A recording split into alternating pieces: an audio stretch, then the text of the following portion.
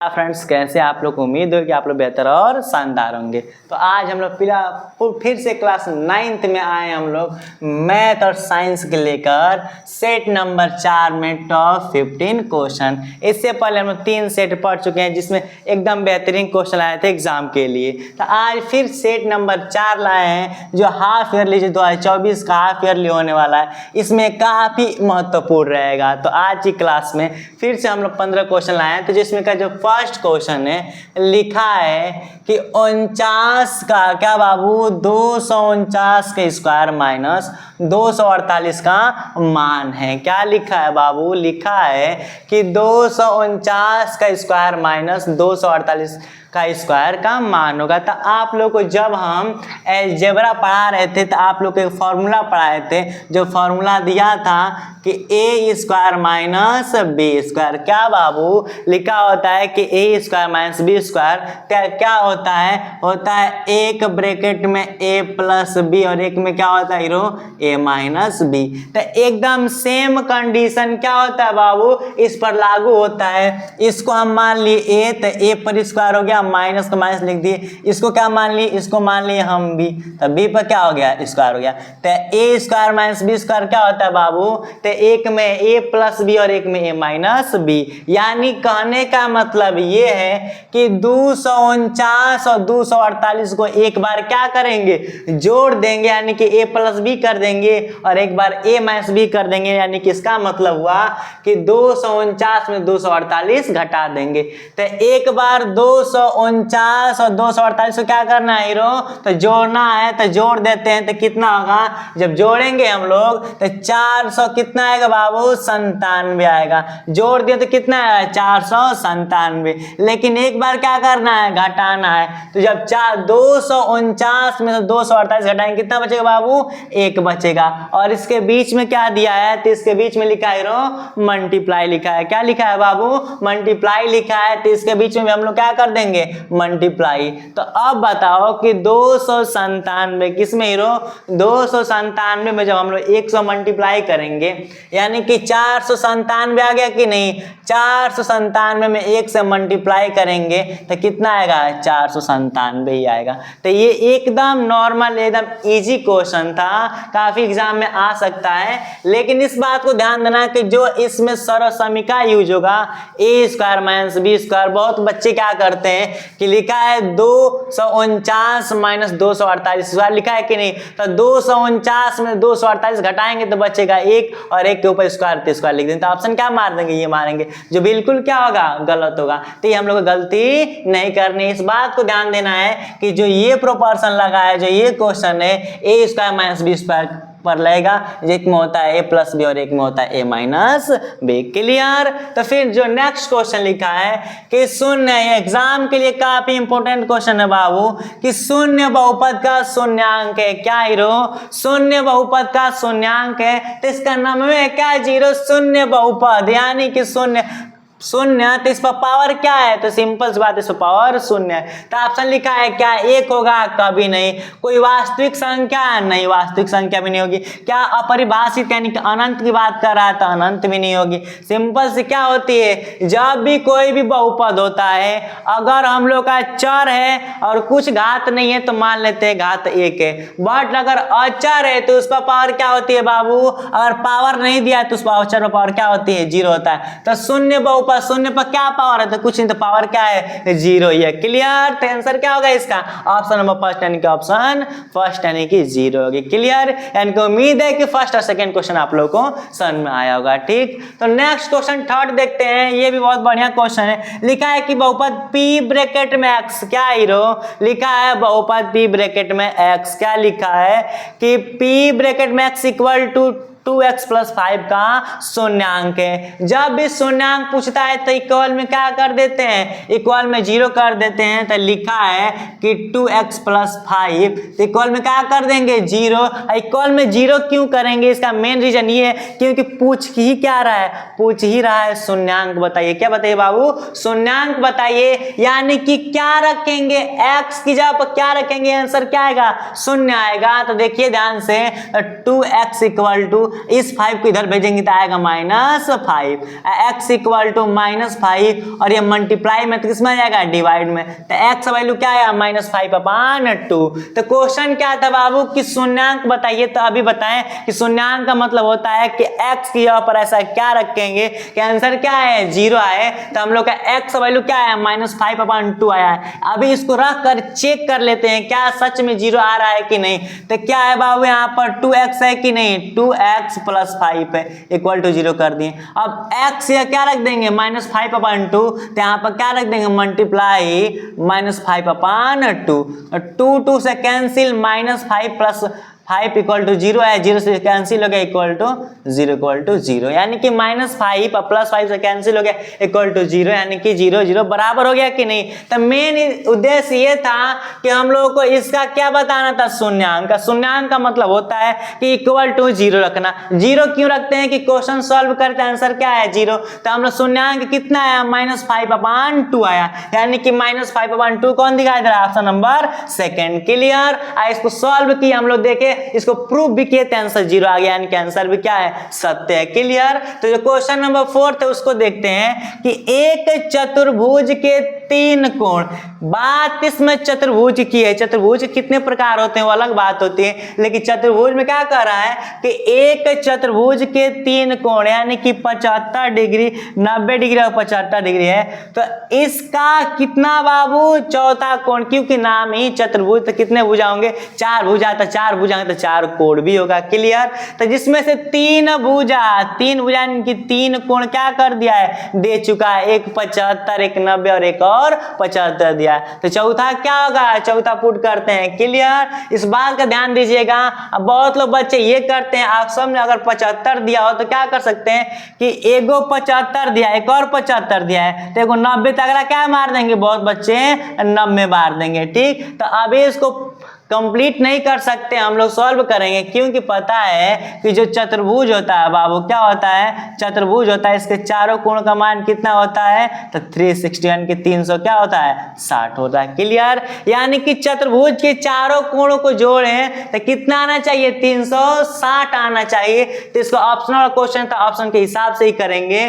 तो तीनों को जोड़े तो ले लिए, मान लिए कि कोण का मान कितना हो गया x हो गया, तो 75x + 90x प्लस कितना हो गया, यानी कि डायरेक्ट कर दे रहे हैं हम 75 + 90 + 75। एक को क्या मान लेते हैं x मान लेते हैं। कहने का मतलब 4 कोण होता है जिसमें से 3 क्या दे दिया है 3 दे दिया है, चौथा क्या मान लिए बाबू x मान लिए, और जोड़ने पर कितना आता है 360 आता है। इतना तो क्लियर आप लोग बता चुके हैं जब चतुर्भुज पढ़ा रहे थे कि चतुर्भुज के चारों कोण का मान कितना होता है तो 360। और एक चीज और याद रखिए, जो त्रिभुज होता है इसके तीनों कोणों का मान कितना होता है तो 180। और एक की बात की जाए, एक कितने अंश का होता है बाबू, तो एक कितना अंश का होता है 60 अंश का, ध्यान दीजिएगा। तभी 60 कितना होता है, यानी कि जब इसमें 3 का मल्टीप्लाई करें कितना होगा 180। इस बात को भी ध्यान रखिएगा। क्लियर। तो हम लोग यहाँ पढ़ रहे थे कि एक चतुर्भुज है जिसके कितने कोण दे दिए हैं 3 कोण दे दिए, और चौथा पूछ रहे थे, तो 3 को लिख दिए, चौथा क्या मान लिए बाबू x मान लिए, बराबर में क्या कर दिए 360। क्लियर। तो अब क्या करेंगे, इसको और इसको जोड़ेंगे, तो 75 75 कितना होता है 150 होता है। क्लियर। अब + 90 + x = 360। क्लियर।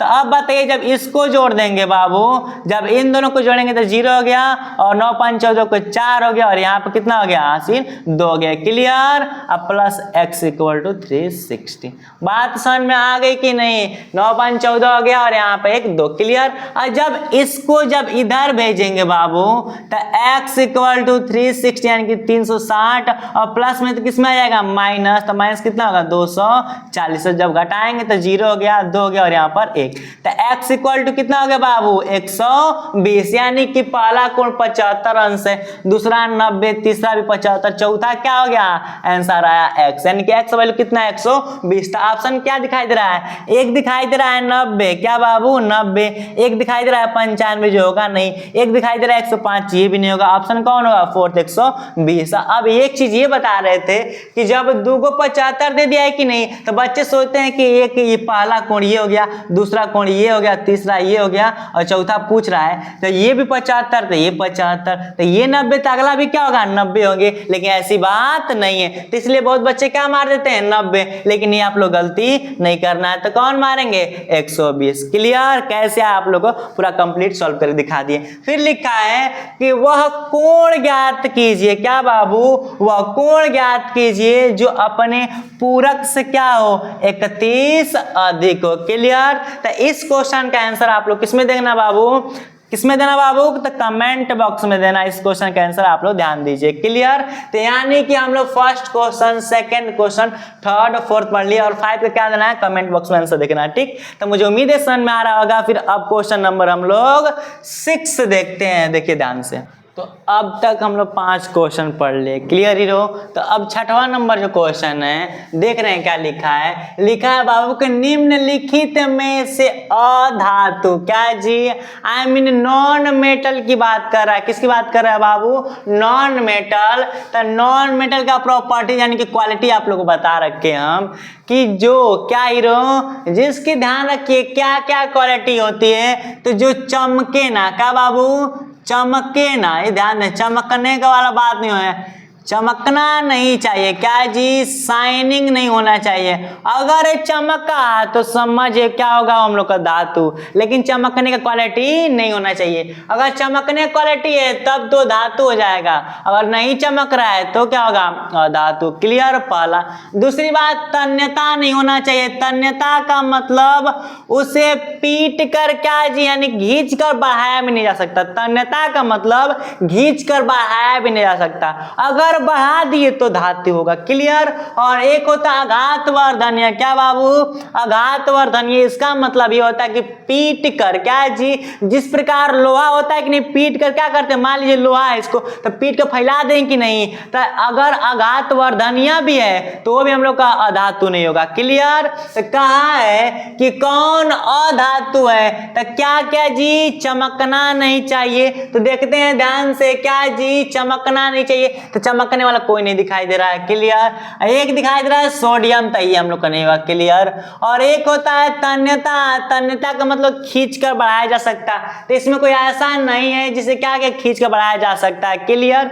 लेकिन एक है आघातवर्धनीय का मतलब पीट कर, क्या बाबू, पीट कर एक पतली चादर बनाई जा सकती है। तो देखिए ध्यान से, एक हम लोग का क्या हो गया, लोहा, आयरन, क्या जी, आयरन को हम क्या कर सकते हैं, पीट कर फैला सकते हैं, तो ये भी हम लोग का अधातु नहीं, ये भी क्या है, धातु है, तो इसको भी हटा देंगे। अब एक हुआ कापर, इसका तार दिखाई देता है ऑटोमेटिक, ये भी नहीं होगा। लेकिन एक यही है क्लोरीन, क्या बाबू, एक यही है क्लोरीन जो चमकता भी नहीं है, तन्यता भी नहीं है, आघातवर्धनीय भी नहीं है। क्लियर? तो इस बात को ध्यान दीजिएगा कि धातु क्या होता है, नॉन मेटल, जिसमें चमकने का भी क्वालिटी नहीं होना चाहिए, ना हम लोग उसको पीट कर फैला भी सकते हैं, ना खींच कर बढ़ा सकते हैं। क्लियर? इस बात को ध्यान दीजिएगा। तो जो क्वेश्चन नंबर 7 लिखा है कि निम्नलिखित में से उपधातु, यानी कि एक होती है धातु, एक होती है अधातु, एक होती है उपधातु। तो क्वेश्चन हम लोग अधातु का देख लिए, लेकिन अब पूछ दिया है कि ऑप्शन 4 लिखा है कि Na, सोडियम, आयरन, फेरम हो गया, यानी कि Fe फेरम हो गया, और कापर, क्या जी, और एक होता है आर्सेनिक। तो बता चुके हैं कि पीरियोडिक टेबल होता है, उसमें केवल 6 हम लोग का उपधातु का नाम देता है, लेकिन टोटल कितने होते हैं, टोटल की बात करता है तो 7 होते हैं हम लोग को उपधातु। लेकिन जो पीरियोडिक टेबल होता है मेंडलीफ एंड मोजले वाला, उसमें कितने देते हैं, 7, यानी कि 6 देता है, लेकिन टोटल होते कितने, 7 होते हैं। तो लिखा है कि कौन उपधातु है बाबू, क्या जीरो, लिखा है कौन उपधातु है। तो ध्यान दीजिए, हम लोग का सोडियम भी उपधातु नहीं है, क्या जी, सोडियम भी उपधातु नहीं है, आयरन तो ऐसा ही नहीं है, कापर भी नहीं है। तो ध्यान दीजिए कौन जी, आर्सेनिक, क्या जी, जो आर्सेनिक हम लोग का क्या क्या होगा, उपधातु में आता है। इस बातों को ध्यान दीजिए, यानी कि क्लियर, यानी कि मुझे उम्मीद है कि 6 और 7 क्वेश्चन आप लोग को समझ में आया होगा। अब क्वेश्चन नंबर 8 चलते हैं। लिखा है कि एक वैज्ञानिक थे, क्या जी बाबू, एक साइंटिस्ट थे, और ये साइंटिस्ट कहाँ के रहने वाले थे, तो बाबू फ्रांस के रहने वाले थे। कहाँ के रहने वाले थे, फ्रांस के रहने वाले थे। और इस 1799, क्या जी 1799, इनके 1799 में, किसमें बाबू, 1799 में, यानी कि फ्रांस के रहने वाले वैज्ञानिक 1799 में,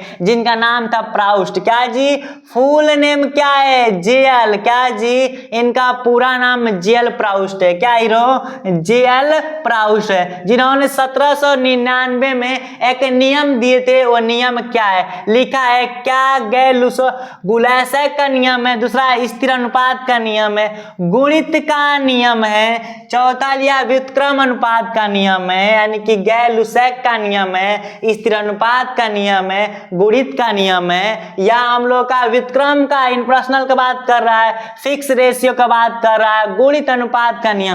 तो हम लोग जो जेएल प्राउस्ट है, क्या हीरो, जो जेएल प्राउस्ट है, उन्होंने 1799 में, किसमें बाबू, 1799 में किसका नियम दिया था, तो स्थिर अनुपात का नियम दिया था। इस बात को ध्यान दीजिए। और जो स्थिर अनुपात का नियम होता है हीरो, इसका एक दूसरा नाम होता है, जिसका नाम बोलते हैं निश्चित अनुपात का नियम।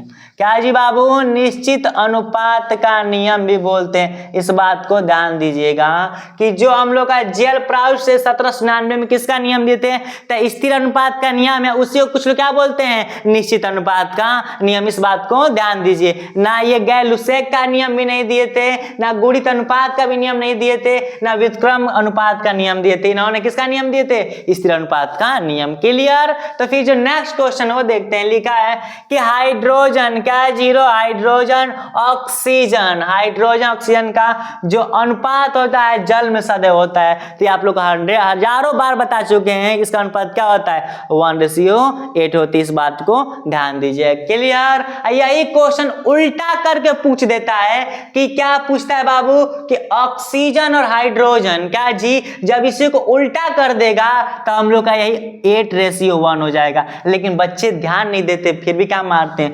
1:8। तो ध्यान देना है कि हाइड्रोजन उसके बाद ऑक्सीजन, तो 1:8 होगा। बट पहले दे दिया ऑक्सीजन उसके बाद हाइड्रोजन, तो 8:1 होगा। इस बात को ध्यान दीजिए। क्लियर। फिर लिखा है कि चांदी को सांकेतिक रूप में लिखते हैं, आई मीन जो संकेत है चांदी का, सिल्वर का, तो क्या होगा बाबू, तो Hg दिखाई दे रहा है, किसका होता है बाबू, तो ये पारा का होता है। तो सिंपल सी बात तो ये होगा नहीं, क्योंकि हम लोग चांदी का पूछा है। फिर लिखा हम लोग का Si सिलिकॉन होता है, ये भी नहीं होगा।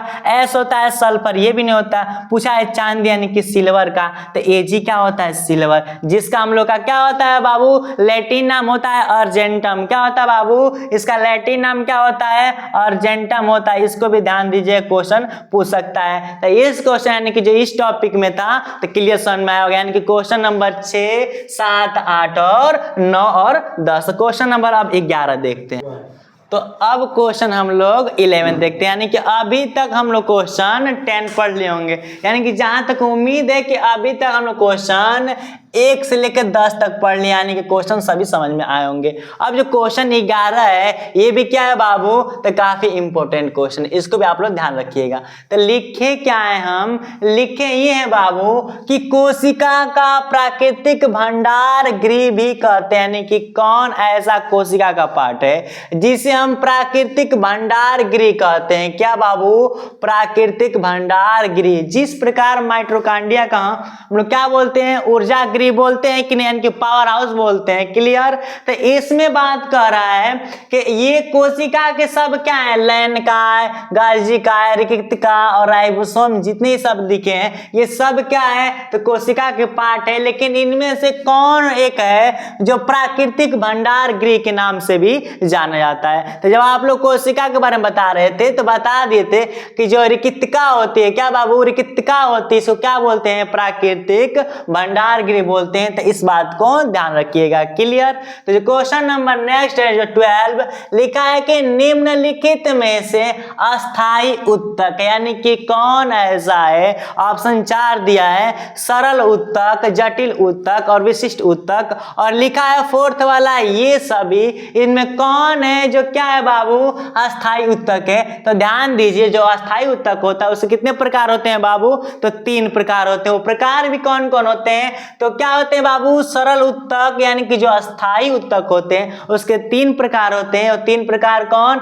एक सरल उत्तक होता है, एक जटिल उत्तक होता है और एक विशिष्ट उत्तक। क्या बाबू, एक सरल, एक जटिल और एक विशिष्ट। आई मीन इसका मतलब कि जो हम लोग का दिया है कि अस्थाई उत्तक है, तो जब तीनों है तो कौन हो जाएगा, ये सभी। इस बात को ध्यान दीजिएगा, ये भी क्या है, बेटर क्वेश्चन है। क्लियर। जो नेक्स्ट क्वेश्चन है, अंतिम क्वेश्चन की जो 13 क्वेश्चन लिखा है 1 जूल बराबर, क्या बाबू, 1 जूल बराबर, ये काफी इंपॉर्टेंट क्वेश्चन है, फिजिक्स के टॉपिक से क्वेश्चन लिया गया है कि 1 जूल बराबर, ध्यान दीजिए क्या है बाबू, 1 जूल बराबर क्या होता है। तो इसमें बच्चे काफी क्या करते हैं, मिस्टेक करते हैं। तो फर्स्ट ऑप्शन 10 - 7 जूल लिखे हैं। क्लियर। सेकंड ऑप्शन लिखे हैं 10 पर 7 अर्ग, दूसरा 10 पर 7 जूल, और नेक्स्ट जो अंतिम ऑप्शन है 10 पर 7 जूल प्रति किग्रा। तो क्या बाबू,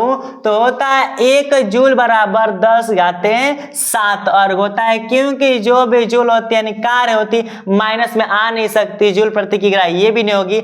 जहां बच्चे मिस्टेक करते हैं 10 पर 7 यहाँ पर भी है, 10 पर 7 यहाँ पर भी है, लेकिन जब जूल पूछता है तो क्या होगा, अर्ग होगा, और यहाँ पर लिख दिया है जूल, तो ये भी नहीं होगा। तो ऑप्शन क्या होगा बाबू, 10 पर 7 होगा। बट क्वेश्चन एक उल्टा करके पूछ देता है, यही पूछा है कि 1 जूल बराबर क्या होता है, तब तो क्या बोलते हैं 10 पर 7 अर्ग बोलते हैं, लेकिन यही पूछ दे क्वेश्चन कि 1 अर्ग बराबर क्या होता है, तब क्या बोलेंगे। तो ये क्वेश्चन क्या है बाबू, काफी इंपॉर्टेंट है। तो जब हम लोग क्वेश्चन पूछ दे कि 1 अर्ग बराबर क्या होता है, तो 10 - 7 जूल होता है। इसको इंपॉर्टेंट में नोट करके लिख लीजिएगा कि 1 अर्ग बराबर क्या होता है बाबू, 10 - 7 जूल होता है। क्लियर। तो मुझे उम्मीद है कि ये जो टॉप 15 क्वेश्चन है इसमें आज केवल 13 क्वेश्चन पढ़े जो आप लोग समझ में आया होगा। ठीक है। तो अगर वीडियो कंप्लीट समझ में आया होगा तो सब्सक्राइब, लाइक, शेयर कीजिए और ज्यादा से ज्यादा बेल आइकन को दबाइए। मिलते हैं नेक्स्ट वीडियो में।